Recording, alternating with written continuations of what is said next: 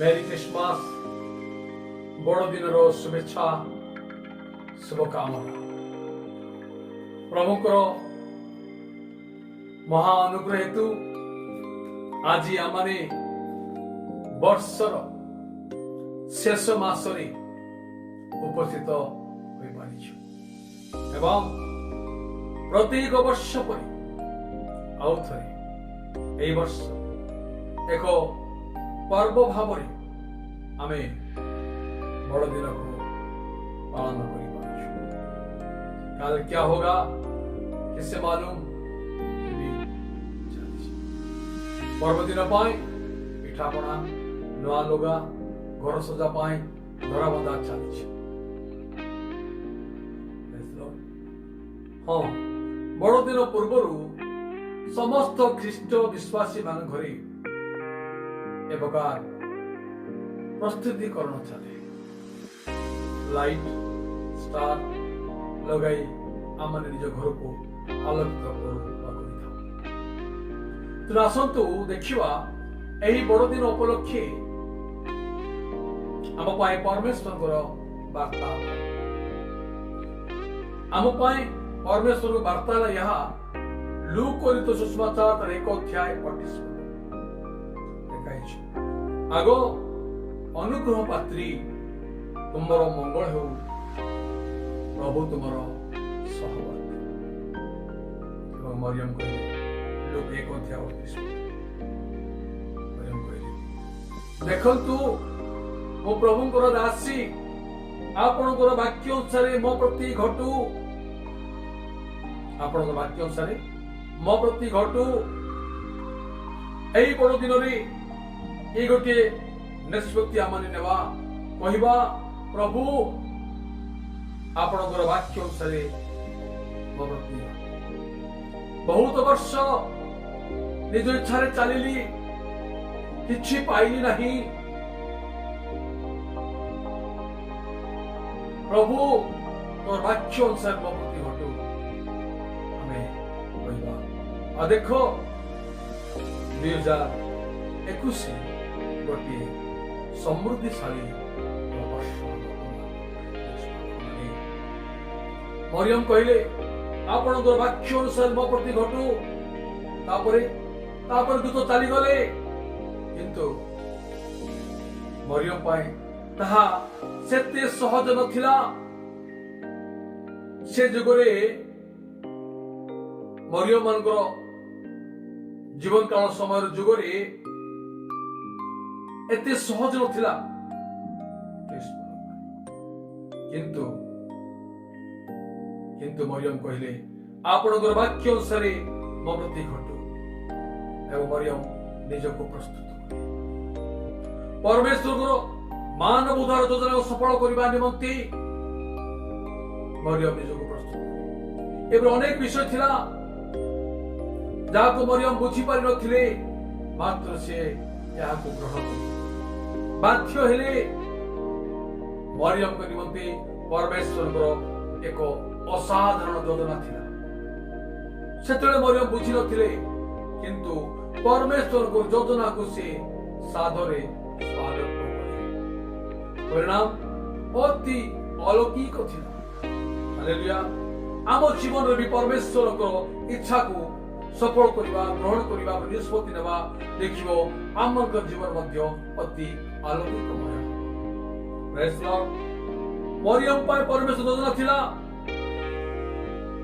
मरियम भविष्य देखि पारि नथिले बा कहबा गले भविष्य देखिबा को काहाकु मध्य सुयोग दिया जाय नाही किंतु गोटे विषय मन रख परमेश्वर आपण मान निमंते योजना प्रस्तुत कर रखियो तुम जानि ना मरियम जानि नथिले मात्र ताहाक निमंते योजना थिला लोक 1 अध्याय 38 पदरे दूत मरियम सो कथाबार्ता हेबा समय मरियम कोटी विषय कहले कोन कहले लक्ष्य कर आपणकर वाक्य अनुसार मो प्रति घटू अति बड़ विषय को मरियम ग्रहण करथिले से समय जने कुमारी अविवाहित अवस्था गर्भवती हेबार परिणाम अति भयंकर थिला तथापि से ईश्वर इच्छा निकट में निजकू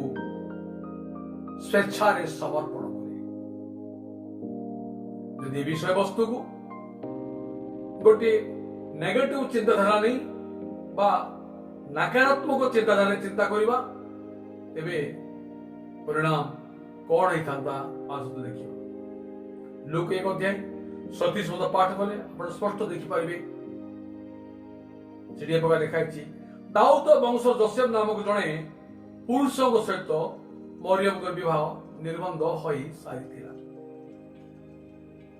मरियम विवाहित जीवन पाई विवाहिक जीवन पाई से निज प्रस्तुत कर समय रे मरियम को निकट में गाब्रिएल दूत गोटे संवाद नहीं आसी पहुंचले।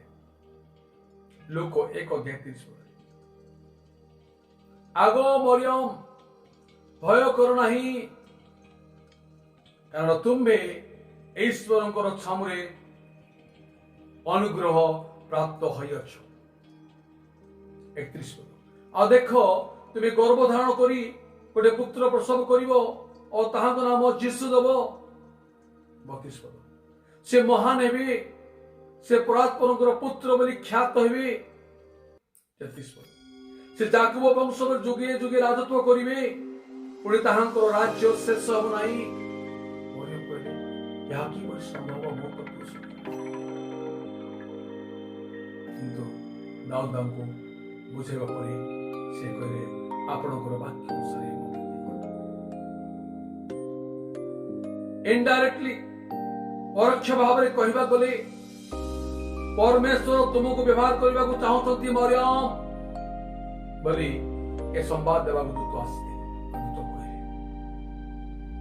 मरियम कौन कहले आपनकर वाक्य मो प्रति घट। संगे संगे निर्णय नेले, संगे संगे निर्णय नेले मरियम कहबा गले ठिया ठिया हाँ कहले। मरियम जदि से कही थांते मु तो कुमारी अविवाहिता मु कौन मु किपरि निर्णय नहीं पारिबी। मो माँ अच्छी मो बापा अच्छी से पचारि कहबी। जोसेफ मध्य अच्छी तांको भी पचार पड़ो। एथि मते समय दरकार जेमती आमने करुछु चर्च को जा समय अधिक समय मते समय दरकार मु भाविकी कहबी। मरियम जदि एपरी कही थांते तेबे कौन होई थांता। नकारात्मक चिंताधारा उत्तर दियते तेबे कौन होता। यीशु ख्रीष्ट जगत को आसी न थांते बा आसीबा विलंब होई थांता। यीशु ख्रीष्ट जगत को आसी न थांते कौन थांता। आमे पिता को प्रेम को जानि न थांतु। यीशु ख्रीष्ट जगत को आसी न थांते तेबे कौन थांता। आम पाप सब क्षमा प्राप्त होई न थांता।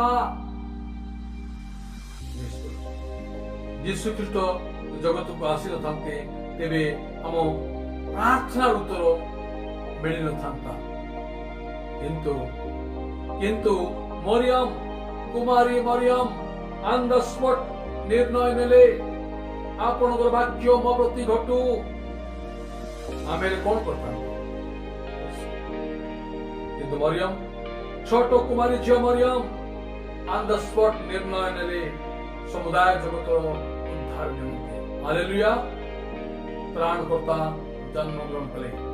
त्राणकर्ता जन्म ग्रहण कले। लूक 2 अध्याय 6 पद पाठ कले जानिबो सेठी मेषपालक माने गुहाल कुंडरे शिशु जीशु को शोइतवा देखिले। ईश्वर इच्छा को योजना को सफल करे मरियम। आमे हेले अरे आमे तो ठीक रे चर्च को जीवा नहीं जाऊ ना हूं। हालेलुया। अब केते बेले परमेश्वर इच्छा को आम जीवन सफल करने को देवा बहाना चर्च जीवा पे बहाना बाइबल पढ़िबा पे बहाना सत्य कि चर्च गले पड़ोशी घरे आशीर्वाद चली आस चर्च गले क्या आशीर्वाद आस चर्च न गले क्या अभिशाप आस चर्च जीवा नहीं वाक्य शुणी पालन करवा नहीं मात्र घरे स्टार लांझिया तारा स्टार बड़ स्टार चलैक रखा कौन ना त्राणकर्ता जन्मग्रहण कर आम घरे स्टार कौन प्रदान करे स्टार कौन प्रदान करे स्टार ज्योति आलोक को प्रदान करे घर तो आलोकित हो गला हेले आम जीवन रे कौन यीशु को ज्योति प्रकाशित होउची होइची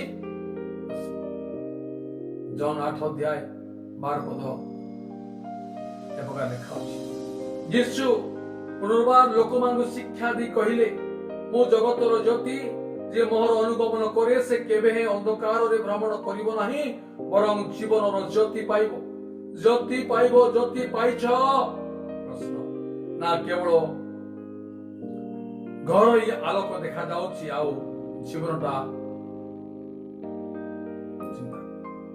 आमे 3 वर्ष हला बड़ दिन अति जाको जगमरे पालन करे आसुछु हेला आम ठारे आम परिवार ठारे आमर मंडली ठारे कोन कृष्णकर ज्योति प्रकाशित होइछि कि जदि नाही ताहले ए बड़ दिन पालन करिवार यथार्थता कोन थई पारे केवल लोक देखानिया कर्म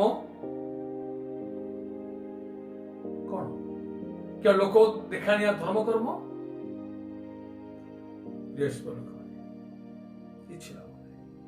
ख्रीष्ट जीशु ज्योति प्रकाशित होउछि सतरे तुमे कोन जीशु को अनुगमन करूछ जॉन 8 अध्याय 12 पद स्पष्ट कहे जे जीशु को अनुगमन करे से केबे हे अंधकार रे भ्रमण करिवो नाही आ जे अंधकार रे अछि मंदर अछि से ख्रीष्टଙ୍କ संगे नाही से देखानिया पर्व पालन करछि जहा कि किछि लाभ नाही यीशु ज्योति अटंती तेणु से आमको जीवन ज्योति स्वरूप रही आंब मान ठारे तार ज्योति को प्रकाश करने को इच्छा करती तुम्हें प्रस्तुत की जॉन 9 अध्याय 5 स्पष्ट मु जे पर्यंत जगत अच्छी से पर्यंत जीशु अर्थात मु जगत ज्योति यही बड़ दिन आम शिक्षणीय विषय यहाँ जेते दिन पर्यंत आम्ही माने ये जगत रहीचु सेते दिन पर्यंत आम मान प्रत्येक दिन ख्रीष्ट ज्योति को प्रकाश करने निमंते प्रस्तुत रहा आवश्यक दरकार ख्रीष्ट आम अंतर अच्छा प्रथम कोरिन्थ 3 अध्याय 16 देखा अंतर ईश्वर मंदिर बड़ दिन पालन करुछु कर बड़ दिन पालन करिवार प्रथम कर्तव्य कौन जानिबा दरकार आज लोक या अन्य प्रकार पालन कर से परिणाम से भोगिबे भोगुचंती से तो छाड़ आज बड़ दिन पालन करुछु बड़ दिन पालन करिवार प्रथम कर्तव्य जानिबा दरकार प्रथम कर्तव्य ज्योति निकट आस जॉन 3 अध्याय 19 जगत रे ज्योति प्रकाशित हेउछि लोके ज्योति अपेक्षा बरं अंधकार को भल पाइले जेणु से मानकर कर्म सबु मंद से मानकर तुम मानकर नुहे तेणु तुम्हें ज्योति निकट आस ए बड़ दिन जे कि सत्य आचरण करे से ही केवल ज्योति निकट आसे एवं ताहार सत्य कर्म सबु ईश्वर निकट प्रकाश माथ्यू 5 अध्याय 16 पद स्पष्ट ଖ୍ରୀଷ୍ଟଙ୍କର ପ୍ରଦତ୍ତ ଜ୍ୟୋତିକୁ ପ୍ରକାଶ କର। ତୁମମାନେ ଜଗତର ଜ୍ୟୋତି। ତୁମମାନଙ୍କର ଆଲୋକ ଲୋକଙ୍କ ସାକ୍ଷାତରେ ପ୍ରକାଶ ପାଉ, ଯେପରି ସେମାନେ ତୁମର ସକର୍ମ ଦେଖି ତୁମଙ୍କର ସ୍ୱର୍ଗସ୍ଥ ପିତାଙ୍କର ମହିମା କୀର୍ତ୍ତନ କରିବେ। ବଡ଼ ଦିନ ବିଦ୍ୟୁତ ଆଲୋକର ସଜା ନୁହେଁ, ମାତ୍ର ସୁବୁଦ୍ଧି କନ୍ୟା ସଦୃଶ୍ୟ ପାଖରେ ତୈଳରୂପୀ ପବିତ୍ର ଆତ୍ମାଙ୍କ ସହଭାଗିତା ରଖି ପ୍ରଦୀପ ପ୍ରଜ୍ୱଳନ ପୂର୍ବକ ବରଙ୍କର ଆଗମନ ପର୍ଯ୍ୟନ୍ତ ଜ୍ୟୋତିକୁ ଜଳାଇ ରଖିଲେ ଏହି ବଡ଼ଦିନ ପାଳନ ସାର୍ଥକ ହେବ। ଆମେ ଏ ପ୍ରକାର ହୃଦୟକୁ ସଜାଇ ରଖିଛୁ ଈଶ୍ୱରଙ୍କର ଜ୍ୟୋତିରେ, କେବେ ପ୍ରଭୁଙ୍କର ସମ୍ବାଦ ଆସି ପହଞ୍ଚିବ। ଆଗ ଅନୁଗ୍ରହ ପାତ୍ରୀ, ତୁମର ମଙ୍ଗଳ ହେବ, ପ୍ରଭୁ ତୁମମାନଙ୍କର ସହବର୍ତ୍ତୀ ହେବେ। ମନେ ରଖ, ଏହି ବଡ଼ ଦିନ ଉପଲକ୍ଷେ ଆମମାନଙ୍କୁ ପରମେଶ୍ୱର ବାଣୀ ହେଲା ଏହା, ହାଲେଲୁୟା। ଗୁହାଳ କୁଣ୍ଡରେ ଶିଶୁ ଯୀଶୁ ଶୋଇଥିଲେ 2020 ବର୍ଷ ପୂର୍ବେ ଆମମାନଙ୍କ ପାଇଁ, କିନ୍ତୁ ସେ ଆଜି ପୁନର୍ବାର ଶୋଇନାହାନ୍ତି। ଏପରି ଏକ ଦିନରେ ସେ ଜଗତକୁ ଏପରି ଆସିଥିଲେ। ଆମେ ଅନେକ ଥର ଏ ବିଷୟରେ ଶୁଣି ଆସିଛୁ। ଯୀଶୁ ଜନ୍ମଗ୍ରହଣ କଲେ ଗୁହାଳ କୁଣ୍ଡରେ ଶୋଇଲେ। ତାହା ଏତେ ସହଜ ନଥିଲା ଯୀଶୁଙ୍କ ନିମନ୍ତେ, କାରଣ ସିଂହାସନରୁ ଓହ୍ଲାଇ ସେ ନିଜର ଉଜ୍ଜ୍ୱଳ ପୋଷାକ କାଢି ନିଜକୁ ଚର୍ମର ଆବୃତ କରି, ମନୁଷ୍ୟର ଚର୍ମ ଆବୃତ କରି ଜଗତରେ ଜନ୍ମଗ୍ରହଣ କଲେ। ଯାହାଙ୍କୁ ଦୂତମାନେ ଉପାସନା କରନ୍ତି, ସେ ନିଜକୁ ଜଣେ ନାରୀର ଗର୍ଭ ମଧ୍ୟରେ ରଖିଲେ। ଶୀତ ରାତିରେ ଜନ୍ମ ହେଲେ, ଗୁହାଳ କୁଣ୍ଡରେ ଶୋଇଲେ। ତାହାଙ୍କୁ ସ୍ତନ୍ୟପାନ କରାଇବେ କିମ୍ବା ତାହାଙ୍କର ପ୍ରଶଂସା କରିବେ ମରିୟମ ଜାଣିନଥିଲେ। ତାହାକୁ ପୁତ୍ର ବୋଲି ସମ୍ବୋଧନ କରିବେ ନା ପିତା ବୋଲି ଡାକିବେ ମରିୟମ ଜାଣିନଥିଲେ। କିନ୍ତୁ ଯୀଶୁ ଜନ୍ମ ହେଲେ ଆମ ପାଇଁ, ଆମର ଉଦ୍ଧାର ପାଇଁ, ମାନବ ଜାତିର ଉଦ୍ଧାର ପାଇଁ। ଶେଷରେ ମଧ୍ୟ କହିବାକୁ ଚାହେଁ, ଶେଷରେ ମୋର ପ୍ରାର୍ଥନା, ଏହି ବଡ଼ ଦିନରେ ତୁମମାନଙ୍କ ଜୀବନ ଗୋଟେ ସମୃଦ୍ଧିଶାଳୀ ଜୀବନ ଆଡ଼କୁ ଗତି କରୁ। Hallelujah, hallelujah. ଆଉ ଆମମାନେ ଏ ବଡ଼ ଦିନରେ ଏପରି ମନସ୍କାମନା କରିବା କି ପ୍ରଭୁ, ତୁମେ ଆମ ପାଇଁ ଯୋଉ ଯୋଜନା କରିଛ ବା ଯାହା ତୁମେ ଇଚ୍ଛା ରଖିଛ ତାହା ସାଧନ କର। ହାଲେଲୁୟା। ଯଦି ଆମେ ଏ ପ୍ରକାର କହିବା, ଦେଖିବ ଏ ନୂତନ ବର୍ଷ ଏକ ଆଲୋକମୟ ବର୍ଷ ହେବ, ଏକ ସମୃଦ୍ଧିର ବର୍ଷ ହେବ। Hallelujah, hallelujah.